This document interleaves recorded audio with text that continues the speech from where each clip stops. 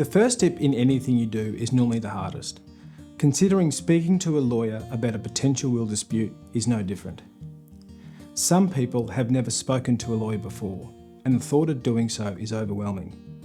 They tell me they're very nervous to talk to a lawyer.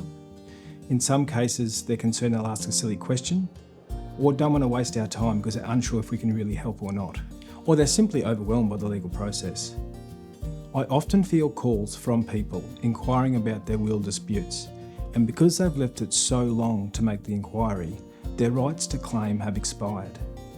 That is, if they'd made the inquiry sooner, they would have had a good claim and we could have enforced their legal rights.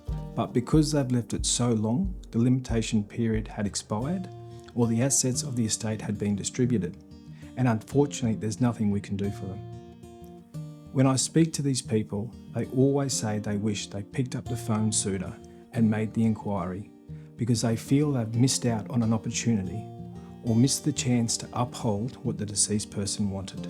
This is the reason at O'Connor, Ruddy and Garrett we offer a free initial assessment for any potential will dispute.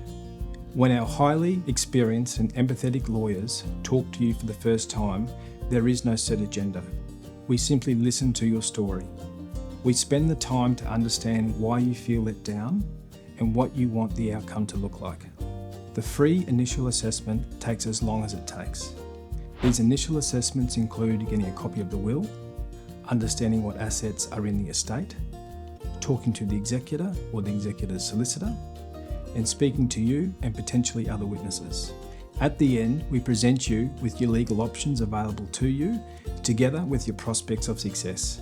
At the same time, we also present you with an estimate of what the costs are likely to be, so you have all the information before you to commence proceedings. We then leave it up to you if you want to proceed with the action or not.